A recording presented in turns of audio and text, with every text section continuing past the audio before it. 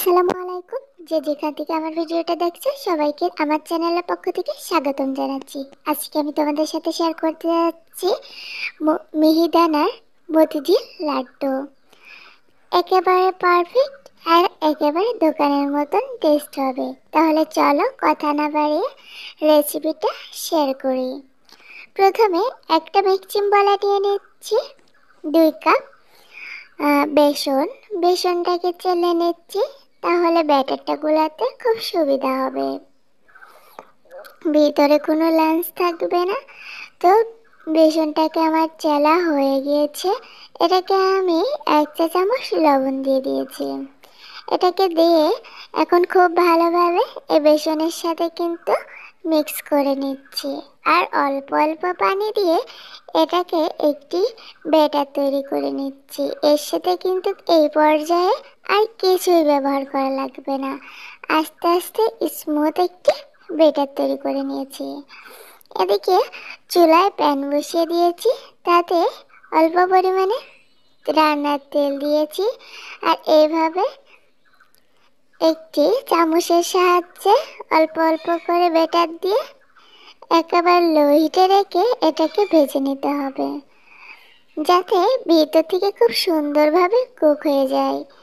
আর এটাকে এক পাশ হয়ে গেলে আর এক পাশ উল্টে দিচ্ছি, কোনোভাবে যেন এই পিঠাতে যেন কোনো কালার না আসে সেদিকে খেয়াল করতে হবে।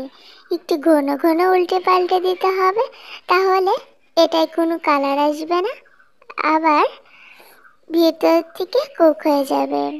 তো এটাকে কিন্তু ভাজা হয়ে গিয়েছে, এখন এটাকে আমি তুলে নিচ্ছি। এটাকে খুব ভালোভাবে কুক না করলে ব্লেন্ডার করার সময় আটা হয়ে যাবে। আর এদিকে আমি এই লাড্ডুর ভিতর কিছু কিশমিশ, পেস্তা বাদাম আর কাজু বাদাম দেবো, এজন্য এগুলোকে আগে থেকে কুচি করে রেখে দিয়েছি। আর এইখানে এই যে এই পিঠাগুলো আমি এইভাবে ছাড়িয়ে দিয়েছিলাম যাতে দ্রুত ঠান্ডা হয়। ঠান্ডা হয়ে গিয়েছে, এটাকে একটি ব্লেন্ডারের জগে নিয়ে নিচ্ছি, এটাকে ব্লেন্ড করব। একেবারে মিহি করা যাবে না, একটু দানা দানা সুজি সুজি থাকবে, সেদিকে খেয়াল করতে হবে, নাহলে কিন্তু এই লাড্ডুটা খেতে একেবারে ভালো লাগবে না। চুলায় একটি প্যান বসিয়ে দিয়েছি, তাতে 1.5 কাপ চিনি দিয়ে দিচ্ছি। এই পর্যায়ে কিন্তু চুলার জালটা অফ রেখেছি।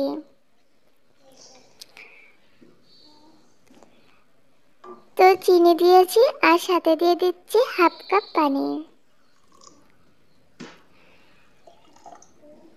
পানিটা দেওয়া হয়ে গেলে দিয়ে দিচ্ছি 1/2 চা চামচ জর্দার রং। এটাকে দিয়ে খুব ভালোভাবে মিক্স করে নিয়েছি। যখন খুব ভালোভাবে মিক্স করা হয়ে যাবে ওই পর্যায়ে চুলার জালটা অন করে দিয়েছি। এখনও কিন্তু চিনিটা পুরোপুরি গলেনি। চিনিটা এই পর্যায়ে পুরোপুরি গলে গিয়েছে, আর সাথে সুন্দর ফ্লেভারের জন্য 2টি এলাচ দিয়ে দিয়েছি। আর চিনিটা পুরোপুরি গলে গেলে একটু আঠালো ভাব হলে সেই পিঠার গুঁড়া করে রেখেছিলাম সেটাকে দিয়ে দিচ্ছি।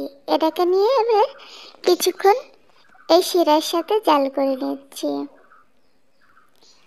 জাল করতে করতে দেখবে একটি সময় একটি আঠালো ভাব হয়ে আসছে, আর এই পর্যায়ে অনবরত নাড়াচাড়া করবে।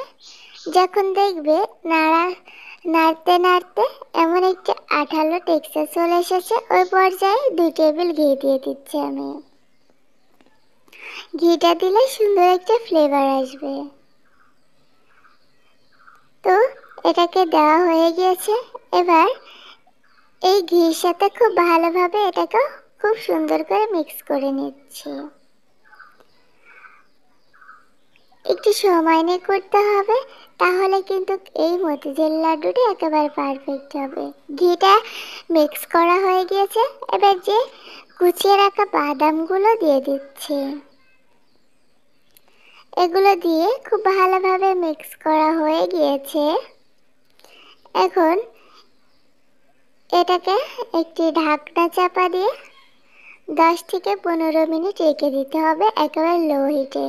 আর মাঝে মাঝে কিন্তু এটাকে জাল করে একটু নাড়াচাড়া করে নিয়েছি, আর এটা কিন্তু 10 মিনিট পরে টেক্সচারটা ঠিক এমন হবে। দেখে নিশ্চয়ই বুঝতে পারছো এটা কিন্তু এখন গরম অবস্থায় আছে, তাই এটাকে কিন্তু এখন ঠান্ডা করে নিতে হবে। আমি একটু নাড়াচাড়া করে নিচ্ছি যাতে এটা দ্রুত ঠান্ডা হয়ে যায়, তাহলে বানাতে সুবিধা হবে। একটা চামচের সাহায্যে আমি এই লাড্ডুটা বানিয়ে নেব যাতে সবগুলো লাড্ডুর সাইজ একই রকম হয়।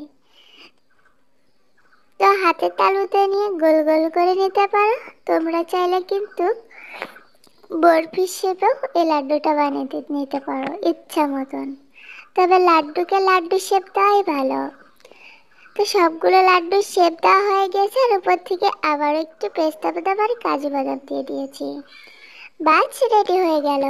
তো আজকের ভিডিওটি কেমন লেগেছে অবশ্যই কমেন্টে জানাতে ভুলো না।